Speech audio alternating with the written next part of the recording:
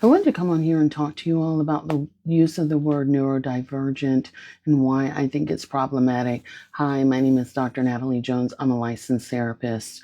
One of the things that happens if you've been working in mental health long enough, then you know this, is that mental health disorders and things like that are usually passed around. They're usually pop words or buzzwords and things of that nature. And neurodivergent is no different than that, except neurodivergent is not a mental health disorder. Instead, what it is it's a word that's trying to encompass a broad spectrum of disorders or functions within disorders that are completely different. I've seen it used in the context of ADHD, autism, and the like. And it's becoming very problematic because people are using it, one, who haven't not been diagnosed by a mental health professional that's licensed. So they haven't been diagnosed with ADHD or autism spectrum disorder or things like that. They're just saying like, oh, I took an assessment and I figured out this is what I am. Two, it's often used as an excuse for bad behavior or laziness. I didn't read because I'm neurodivergent. I'm neurospicy, so I tend to go off on people. I'm this, and I'm having trouble in relationships, and this and that. And so it's used as sort of a blanket excuse that's passed out for a behavior that you need to work on improving or to excuse you from working on behavior. Three, whenever you do a psychological assessment, like when I do a psychological assessment that's for diagnostic purposes, you are given recommendations and tips on how to accommodate for your disorder, not to excuse it, but to accommodate it. So whenever people have a disability, you notice it's an accommodation. So what that means is what how can we what sort of things and what sort of tips and strategies and coping mechanisms do you need to do you need to have in order to you know do the things of daily living? So what are the tips that you need to have in order to function in your job, in your school, in your relationships, in order to function as an everyday adult? Not, oh, hey, let's give you a pass so you can drop out of life altogether and start giving a hall pass for that. So, an accommodation is what do you need to do in order to function in your daily life? Like, do you need memory cards? Do you need social skills training? Like, what are the things that you need to do? And there's a wide variety of things that go under each and every diagnosis.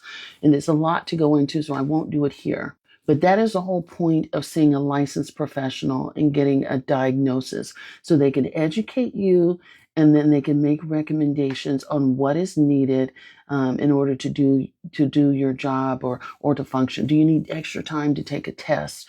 Do you need to extra time to do reading tasks and those sorts of things? Not, hey, you could bypass reading altogether. You could bypass paying attention altogether and just use this as a get out of jail free card. Whenever I see someone that is using um, a disorder to try to get out of something, that hasn't been diagnosed or prescribed for them, usually that's my cue that someone may be trying to manipulate. That is just me. That's tried and true and what I've learned in my history of being a mental health professional and as a diagnostician. And one of the things, too, that's also a red flag when it comes to neurodivergent is it's one of the only broad scope words that's used to try and get out of being better in several aspects of life. So, for example, you don't hear people saying, hey, I'm deaf, so I'm not going to make an attempt to live life. I'm not going to make an attempt to learn how to communicate with people. Or I'm blind, so I'm not going to make an attempt ever to try to go to the grocery store or to ever have a job. In fact, in my experience in working with people with bona fide diagnosable conditions, even in their worst state, a lot of people still want to make continued effort to connect, to try to survive, to try to support. And this is coming from somebody who's worked in hospice, who's worked in skilled nursing, who's worked in rehabilitation facilities, who's worked in neurological head trauma units and hospital floors where there's been gunshot units, all sorts of stuff. So I'm not just talking recklessly. Even if you have a diagnosis such as autism or attention deficit disorder, that does not give you an excuse for bad behavior. It does not give you an excuse to not pay attention. It does not give you an excuse to not show up in your relationships. It does not give you an excuse to not participate and do anything in terms of functioning. And it is your job to understand your diagnosis if you have one, and to get the correct treatment, whether that be medication, again, social skills. So your caregiver would do things like social skills if you are nonverbal, autistic, and so on and so forth. But again, even, and I'll say this, even people with a bona fide medical condition can be manipulative when it comes to their medical condition. I will say that, and I've seen it, and I've worked with people who have done that. So the first thing I always say, or I always look at when someone throws out, hey, I'm neurodivergent, what is their intention with throwing that word out? What is it that they're trying to communicate to me, or what is the purpose of doing that?